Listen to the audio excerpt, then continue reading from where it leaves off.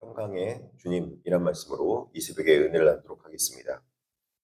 이제 오늘 본문은 예수님께서 부활하시고 난 그날 저녁에 제자들에게 찾아오신 놀라운 사건을 기록하고 있습니다. 제자들은 지금 어떤 상황에 있는가? 예수 그리스도께서 부활했다는 것을 알고 있음에도 불구하고 이들은 아직도 두려워하면서 모여서 문을 굳게 닫고 자신들도 혹여라도 잡혀가거나 십자가에 못 박히지 않을까 하는 걱정 가운데 있었습니다. 사망 권세를 이기신 부활의 기쁨이 선포된 날이었지만 제자들은 현실 가운데 있는 평범한 일상의 두려움 가운데 불안에 갇혀 있었던 것입니다. 문을 굳게 닫고 모든 곳을 걸어 잠그고 그 안에서만 있었다는 것입니다. 마치 오늘날의 우울증이나 여러 가지 근심 걱정으로 집 안에만 갇혀 있는 그런 모습이라는 것입니다. 하지만 굳게 닫힌 문은 부활하신 주님을 막을 수 없었습니다. 예수 그리스도께서는 이 굳게 닫힌 문을 여시고 들어오신 분이십니다. 예수님은 두려움에 떨고 있는 제자들의 남루한 상황 가운데 친히 찾아오시고 그리고 한가운데 서서 말씀하고 있습니다. 너희에게 평강이 있을지어다. 두려움의 일상 가운데 샬롬으로 바꾸는 주님을 볼 수 있습니다.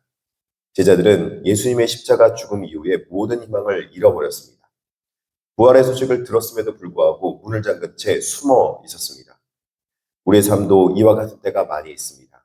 끊임없이 다가오는 현실의 문제, 관계의 갈등, 미래에 대한 불안 속에서 우리는 두려워하며 마음의 문을 닫아버리곤 합니다. 그러나 부활의 주님은 굳게 닫힌 우리의 내면을 뚫고 들어오셔서 샬롬, 즉 평강을 선포하고 계십니다. 이 평화는 세상이 주는 일시적인 위로나 형식적인 인사가 절대 아닙니다. 하나님과 단절되었던 인류의 사망과 두려움을 빛과 생명을 바꾸는 새 창조의 선언이라 할 수 있습니다. 주님은 자신의 손과 옆구리를 보며 부활을 확인한 제자들의 두려움은 비로소 기쁨으로 변하게 되는 것입니다. 참 평화의 시작은 오직 예수 그리스도 안에 있게 되는 것입니다.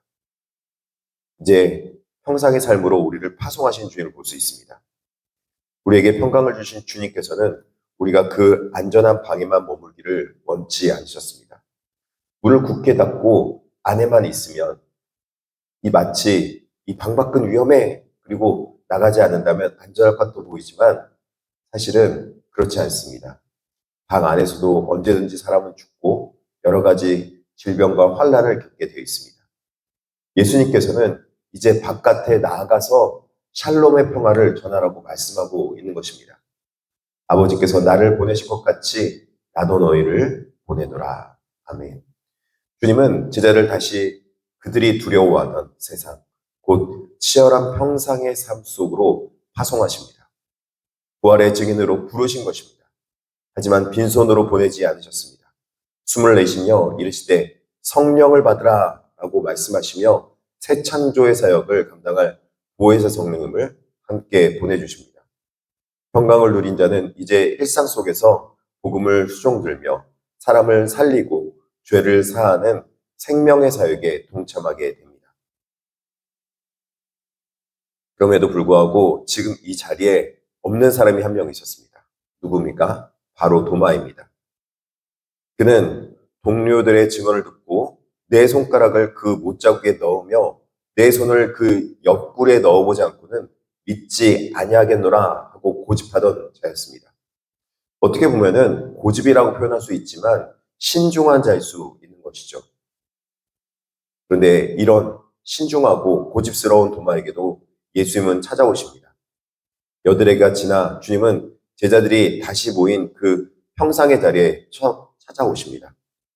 그리고 의심하는 도마의 눈높이에 맞추어서 자신의 몸을 내어주시며 만지고 손가락을 넣어볼 수 있도록 해주시는 것입니다.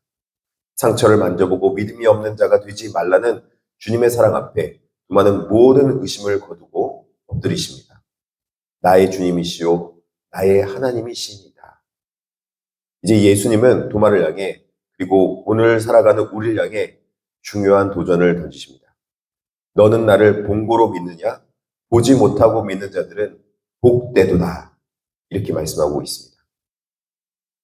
주님의 손에 그 못자국에 손을 넣어보며 옆구리에 넣어보지 않고는 믿지 못하겠노라고 말하는 그 자에게 너는 보았지만 이제 보지 못하고 믿는 자들이 더 복되도다 라고 말씀하시면서 직접 만져볼 수는 없는 자들에게도 이제는 믿음을 가질 수 있도록 예수 그리스도께서 모든 것을 말씀해 주시고 허용해 주시는 것입니다.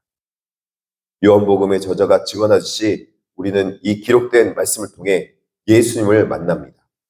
오직 이것을 기록함은 너희로 예수께서 하나님의 아들이심을 믿게 하려 함이요 또 너희로 믿고 그 이름을 힘입어 생명을 얻게 하려 함이라 라고 말씀하고 있습니다.